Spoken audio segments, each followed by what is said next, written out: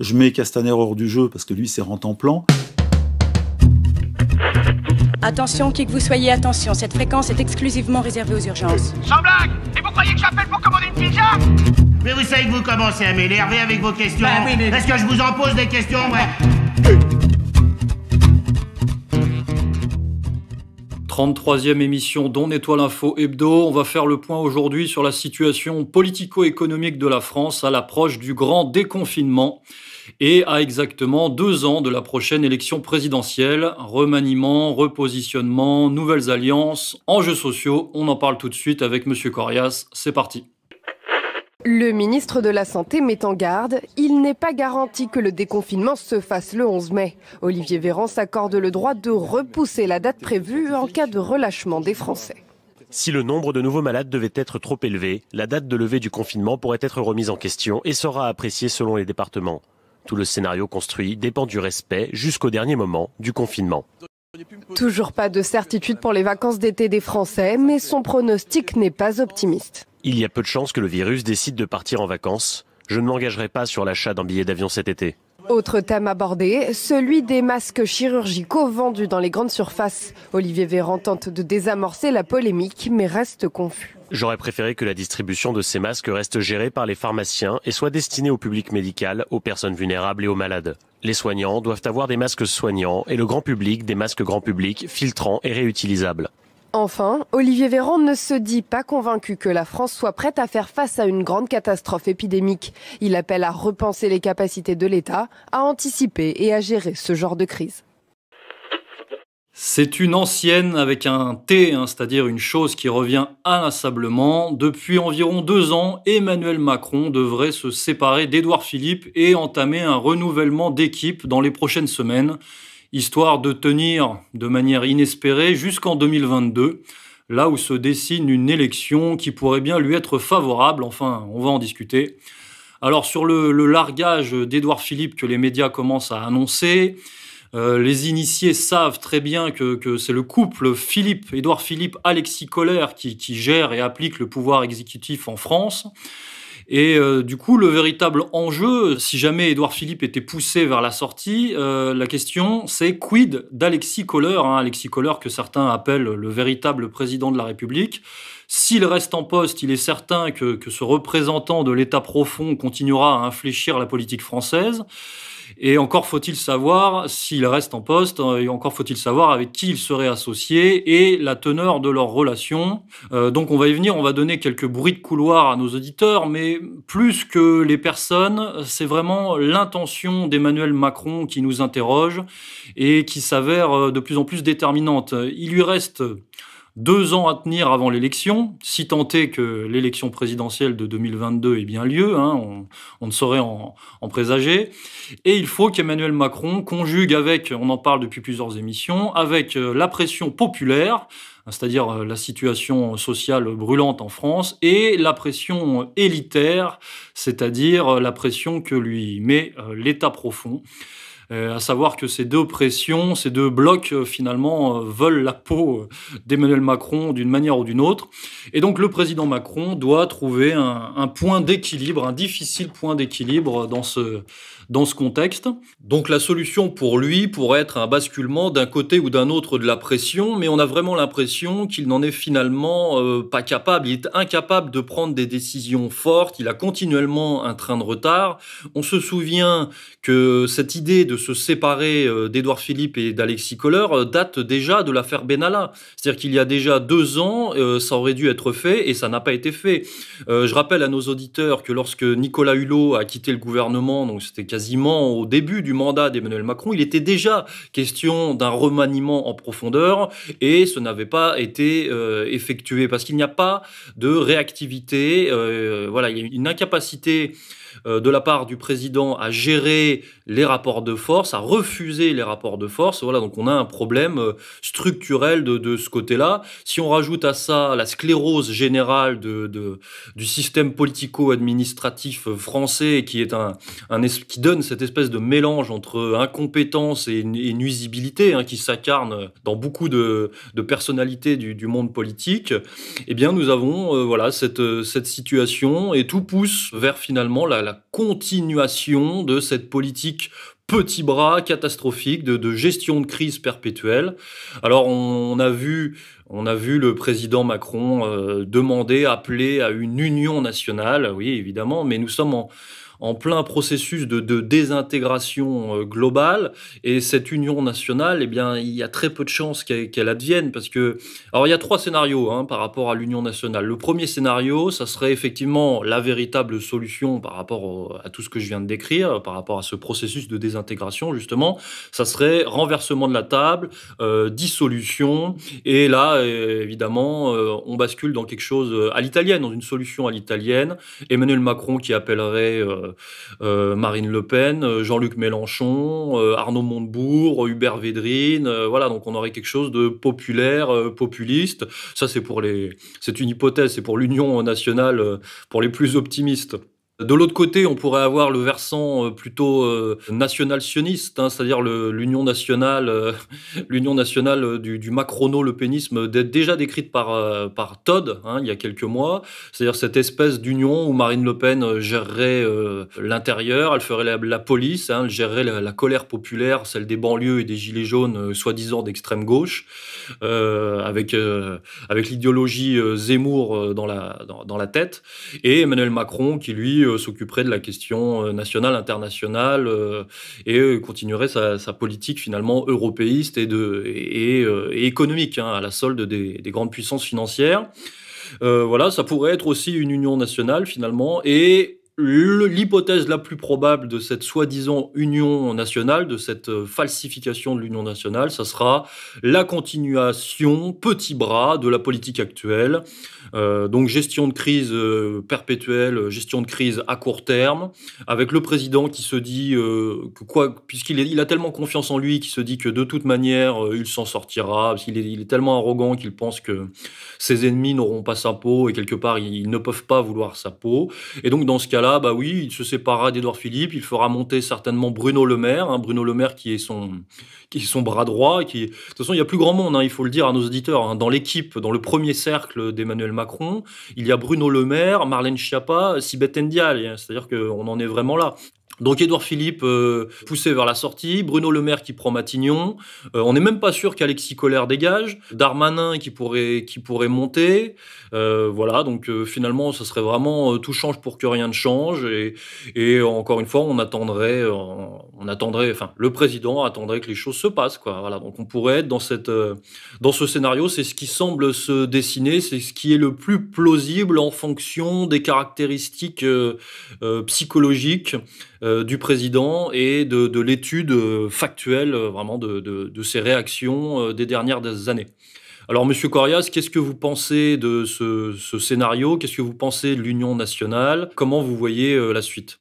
Quand un président qui s'évertue depuis 2 ans maintenant, puisqu'il a été élu début mai 2017, à briser les collectifs, à séparer les Français selon divers axes, verticaux ou horizontaux, confessionnels ou autres, même s'il dit le contraire, je vois pas comment ce président-là, qui est le président un peu des séparatismes et des séparations, pourrait être le président de l'Union nationale, mais sait-on jamais.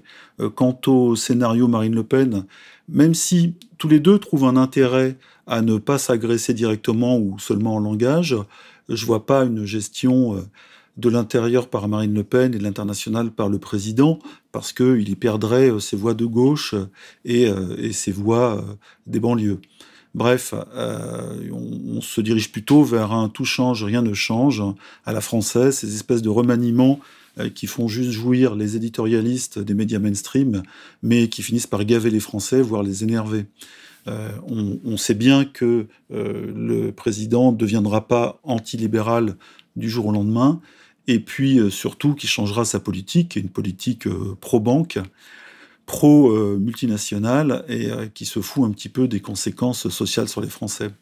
Je rappelle quand même, à toutes fins utiles, que le pouvoir en France est un pouvoir un peu spécial. Le pouvoir exécutif, c'est un pouvoir bicéphale, ce qu'on ne trouve pas forcément dans les autres pays, parce que regardez par exemple Trump, il est, bon, évidemment, on peut parler du pouvoir profond, mais il est le seul, en réalité, à gouverner. Bien sûr, il y a le Congrès, le Sénat, etc. Mais c'est lui qui prend les décisions, il a été élu pour ça. En France, le président qui est élu au suffrage universel depuis la Ve République 58 de Debré et de Gaulle, eh bien lui, il a un pouvoir très important, mais le Premier ministre en a aussi. Théoriquement, le Premier ministre, lui, applique la politique pour laquelle le président a été élu, mais on sait très bien qu'il y a des dissensions et qu'en France, toujours le Premier ministre a lorgné sur le poste de président. C'est l'ambition du Premier ministre. Rarement le Premier ministre s'efface, un peu comme le Premier ministre de François Hollande avant que sa place ne soit prise par Manuel Valls. Monsieur Hérault. Donc voilà, soit c'est un fidèle soumis et qui sert juste à relayer la parole du président et à le soutenir, soit c'est un ambitieux qui veut lui bouffer la place.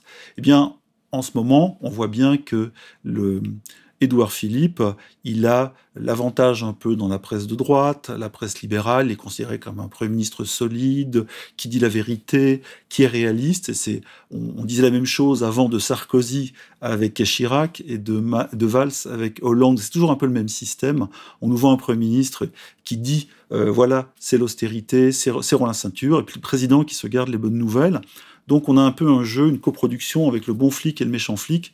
Et puis à la fin, ça finit par être chiant parce que c'est toujours la même intoxication avec la même politique, mais dont les curseurs, je dirais, se déplacent soit en faveur du président qui annonce les bonnes nouvelles, soit en défaveur du Premier ministre qui annonce les mauvaises. Mais en même temps, on dit voilà, c'est quelqu'un qui ne ment pas aux Français et donc sa cote monte et tout est trafiqué. Donc aujourd'hui, il y a effectivement un hiatus apparent entre le Premier ministre ou la paire Kohler-Philippe et le président, mais ça arrange tout le monde, et surtout le président qui fait, comme vous le dites, office de président de toutes les lâchetés, puisqu'effectivement il ne décide pas de grand-chose, il aime bien les sbroufs, Versailles, l'international, les affaires étrangères, un peu comme Mitterrand, Mitterrand, lui, ne voulait pas qu'on touche aux affaires étrangères, il s'était gardé ce précaré, et qui était effectivement prestigieux, et qui laissait des traces dans l'histoire. Or, la politique politicienne au petit jour, avec les décisions et les décrets de merde et qui font chier tout le monde, c'est sûr qu'il a laissé ça à Kohler-Philippe, mais ils en ont profité pour prendre ce pouvoir décisionnel. Et ils ont un réel pouvoir aujourd'hui. Et on peut dire que si, par exemple, Trump, lui, fait face au sabotage ou aux pressions du pouvoir profond américain, eh bien, qu'on n'arrive pas à désigner par des hommes, en France, on peut le désigner par la paire Philippe-Kohler. Et on voit bien que soit ce trio joue sur cette opposition, plus ou moins réelle, plus ou moins factice, soit il en profite pour faire croire que le président Macron, justement le président de tous les Français, qui défend les Français, face justement à la dureté de cette paire. On peut rajouter même Nunez à cette paire Philippe Kohler, Nunez, qui a toujours des décisions dures. Je mets Castaner hors du jeu parce que lui, c'est rente-en-plan, et il fait rigoler presque à chaque fois qu'il prend la parole. Mais on a en France voilà, une configuration assez spéciale du pouvoir, où à la limite, on voit qui joue pour le pouvoir profond et qui essaye de jouer théoriquement pour le peuple, c'est-à-dire le président élu par tous les Français. Sinon, très honnêtement, je ne crois pas à un changement politique majeur, profond en France, qui viendrait tout simplement du haut ou par le haut. Le seul changement viendra du bas, si c'est possible, et pas de manière démocratique. Et là, je dis pas ça pour paraphraser Alain Soral, mais aujourd'hui, tout est bloqué démocratiquement, et on voit bien d'ailleurs qu'en période d'état d'urgence, qu'il soit terroriste ou sanitaire, le pouvoir profond et la décision appartient de plus en plus aux forces oligarchiques et de moins en moins aux gens qui, eux, sont mis devant le fait accompli. Donc, politiquement, le scénario est sombre, sauf bonne surprise, c'est-à-dire rebond de la conscience populaire et puis action populaire qui s'oppose à des décisions de plus en plus iniques, c'est-à-dire injustes et de plus en plus destructrices économiquement. Alors le défi pour Emmanuel Macron, c'est de tenir jusqu'en 2022 pour avoir l'espoir, et un espoir d'ailleurs qui ne repose pas sur rien, de remporter l'élection présidentielle de 2022. Alors Monsieur Corrias, est-ce que vous pensez que cette élection présidentielle de 2022 va avoir lieu ? Et si jamais elle a lieu dans les temps, donc c'est-à-dire dans 2 ans, quasiment jour pour jour, pensez-vous qu'Emmanuel Macron soit finalement le favori de cette élection ? Pour l'instant, il l'est par élimination, c'est-à-dire qu'en face, il n'y a personne qui se détache, on a toujours les mêmes, Mélenchon, Le Pen dans l'opposition, et sinon à droite, quasiment personne, et à gauche, n'en parlons même pas. Donc il fait face à un un populisme, mais qui est séparé, qui est en opposition avec lui-même, c'est-à-dire le populisme de droite et de gauche sont en opposition, donc il est tranquille tant que cette barrière sera vivace et existera. Et pour l'instant, on ne voit pas Mélenchon tendre la main à Marine Le Pen ou Marine Le Pen à Mélenchon, comme ça avait été fait dans l'entre-deux tours de 2017. Donc, c'est un peu je dirais, faute de prétendants que Macron est pour l'instant le seul en lice pour sa propre succession en 2022, mais tout dépend en théorie de la situation économique et de son évolution, parce qu'aujourd'hui, le pouvoir exécutif, on l'a vu, a intérêt à faire durer cet épisode d'urgence, d'état d'urgence sanitaire, qui théoriquement est reporté encore au 24 juillet. Ça rappelle à chaque fois les reports de l'état d'urgence terroriste. Il y a un parallèle évident entre les deux, et surtout un bénéfice pour l'exécutif qui, lui, avance tranquille et ne subit pas de contestation, et encore moins dans la rue, puisque le simple fait d'interdire aux Français de se déplacer à plus de 100 km et de ne pas approcher les uns des autres à moins d'1 mètre ou 1,50 m suffit à interdire toute manifestation de gilets jaunes ou d'anti-libéraux. Bref, plus ça dure, plus ils sont tranquilles, et d'ailleurs on voit que dans la communication gouvernementale, ou même de Macron, on a ça sera dur, les temps seront durs, vous verrez, on mettra du temps à se relever, mais on le fera tous ensemble, etc. Donc il y a une paralysie volontaire économique et qui est exercée par le pouvoir politique et qui sert ce pouvoir politique, mais évidemment au détriment. Là, on va parler économie, du PIB, c'est-à-dire du travail des Français. On a aujourd'hui la moitié des salariés, c'est-à-dire 10 millions de salariés qui sont au chômage technique ou au chômage provisoire, même si l'activité va reprendre, on sait très bien que ça sera long et qu'il y aura des dégâts, surtout parmi les petits, les TPE, les PME. Donc, on a l'impression d'un tour de passe-passe politique qui se fait au détriment de l'activité des Français, du niveau de vie des Français, et que ce sont eux-mêmes qui vont le payer, et qui vont payer ce tour de magie politique. Parce qu'aujourd'hui, on a bien compris que se servir d'une pandémie grippale, même un petit peu sévère, pour se refaire la pelote politique, c'est à la fois un coup magistral et un coup terrible porté à un pays. Alors évidemment, quand on entend Christine Lagarde qui nous dit ça va être dur, il va falloir accepter l'austérité, ou le président ou le directeur de la Banque de France qui nous menace en nous disant qu'il faudra rembourser, que ce sera long et difficile, etc. On entend tous ces sons de cloche néolibéraux, mais on les entend depuis toujours. Sauf que là, aujourd'hui, ils avancent sur un terrain tranquille et ils n'ont quasiment pas d'opposition. Personne n'ose s'opposer en matière politique à ces discours qui sont des discours évidemment pessimistes, déconstructeurs et puis surtout déclinistes, comme disait, je crois, Nicolas Bavrez.